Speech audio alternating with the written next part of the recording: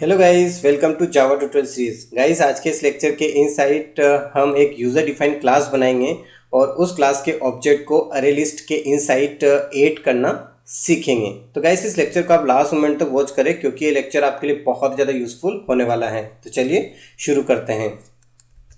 Guys, यहाँ पर मैं एक एम्प्लॉय नेम का क्लास बना रहा हूँ। आप कोई भी नेम से क्लास बना सकते हैं।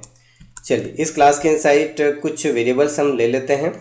सबसे पहला वेरिएबल मैं ले रहा हूँ यहाँ पर ई आई डी का मतलब होता है एम्प्लॉय आईडी, और इसका टाइप मैंने इंट रखा है। दूसरा वेरिएबल ले लेते हैं नेम, और इसका टाइप मैंने स्ट्रिंग रखा है।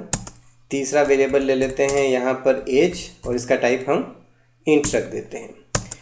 अब हमें यहाँ पर इस एम्प्लॉय नेम की क्लास का एक पैरामीटराइज्ड कंस्ट्रक्टर बनाना है।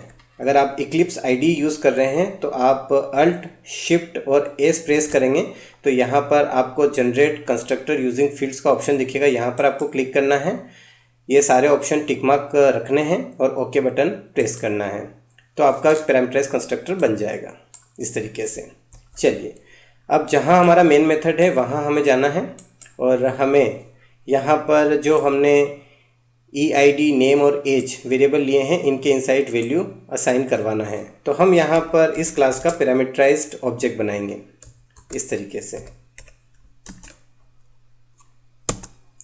सबसे पहले हमें एम्प्लॉई आईडी यहाँ से भेजना है, तो मैं 101 भेज देता हूँ। फिर हमें नेम भेजना है, तो मैं यहाँ पर यश भेज देता हूँ, और एज भेजना है तो मैं यहाँ पर 29 भेज देता हूँ। ओके, आगे बढ़ते हैं और इस ऑब्जेक्ट को इसी क्लास के रेफरेंस में असाइन कर देते हैं इस तरीके से। बहुत आसान है।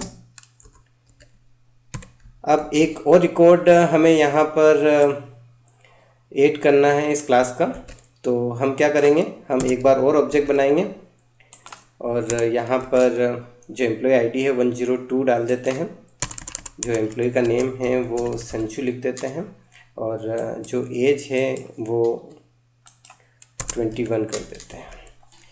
जितनी बार आप ऑब्जेक्ट बनाएंगे हर बार आप रेफरेंस चेंज करेंगे, ये बात ध्यान रखना है। एक बार और ऑब्जेक्ट बनाते हैं और यहाँ पर एक और रिकॉर्ड बनाते हैं 103, और यहाँ पर लिख देते हैं मंजू, और एज यहाँ पर हम कर देते हैं 24। चलिए, और रेफरेंस चेंज कर देते हैं। तो यहाँ पर 3 एम्प्लॉयज़ का रिकॉर्ड हमने यहाँ बना लिया है। अब हमें अरे लिस्ट के इनसाइड जो एम्प्लॉय नेम की क्लास है उसका ऑब्जेक्ट ऐड करना है। तो किस तरीके से कर सकते हैं, बहुत आसान है। सबसे पहले आपको अरे लिस्ट नेम की जो क्लास है जावा की यूटिल पैकेज के इनसाइड उसका ऑब्जेक्ट बनाना है यहाँ पर इस तरीके से। ध्यान दें, यहाँ पर हम इस अरे लिस्ट को एम्प्लॉय नेम की क्लास के लिए बना रहे हैं, तो यहाँ पर हम एम्प्लॉय लिखेंगे और इस क्लास के ऑब्जेक्ट को इसी क्लास के रेफरेंस में असाइन कर देंगे इस तरीके से।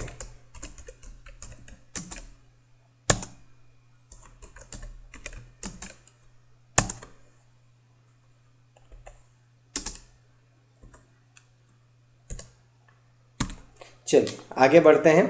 अरे लिस्ट हमने बना लिया है। अब हमें यहाँ पर जो एम्प्लॉय नेम की क्लास है उसके ऑब्जेक्ट को ऐड करना है। तो यहाँ पर ऐड नेम का मेथड होता है, उसकी हेल्प से हम ऐसा कर पाएंगे। तो हम यहाँ पर अरे लिस्ट क्लास के ऑब्जेक्ट से ऐड नेम के मेथड को कॉल कर रहे हैं। सबसे पहले मैं E1 रेफरेंस को यहाँ पर डाल देता हूँ। E1 के इनसाइड जो फर्स्ट एम्प्लॉय उसका रिकॉर्ड है। इसके बाद यहाँ पर फिर से मैं ऐड नेम के मेथड को कॉल कर रहा हूँ और यहाँ पर मैं E2 रेफरेंस को डाल देता हूँ। E2 रेफरेंस के इनसाइड जो सेकंड एम्प्लॉय है उसका रिकॉर्ड है। इसके बाद मैं फिर से ऐड नेम के मेथड को कॉल कर रहा हूँ और यहाँ पर मैं E3 रेफरेंस को पास कर देता हूँ। E3 के पास जो थर्ड एम्प्लॉय है उसका रिकॉर्ड है। तो इस तरीके से इस क्लास के तीनों ही ऑब्जेक्ट को मैंने यहाँ अरे लिस्ट के इनसाइड ऐड कर दिया है। चलिए, अब इसको इटरेट कैसे करवाते हैं। तो इटरेट करवाने के मैंने बहुत सारे तरीके आपको बता रखे हैं। यहाँ पर मैं फॉर ईच लूप का यूज़ करूँगा।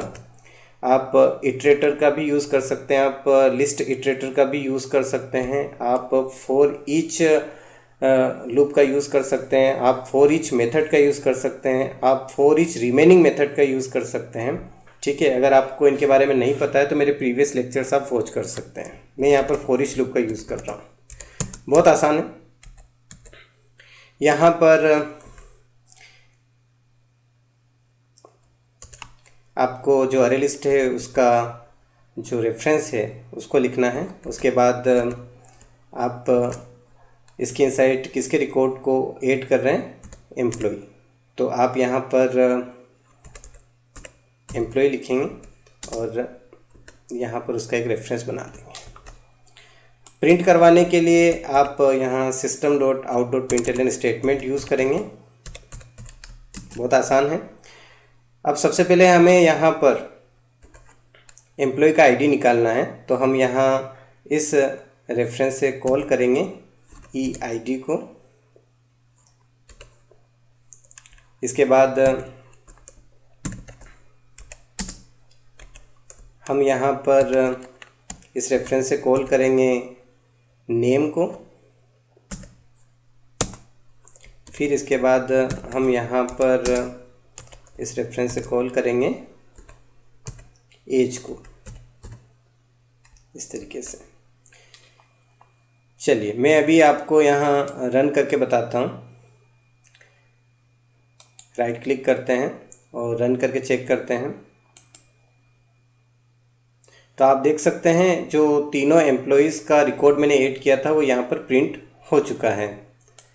तो गाइस आज के इस लेक्चर के इनसाइट हमने एक यूज़र डिफाइंड क्लास बनाया और उसके ऑब्जेक्ट को हमने अरे लिस्ट के इनसाइट ऐड करके देखा।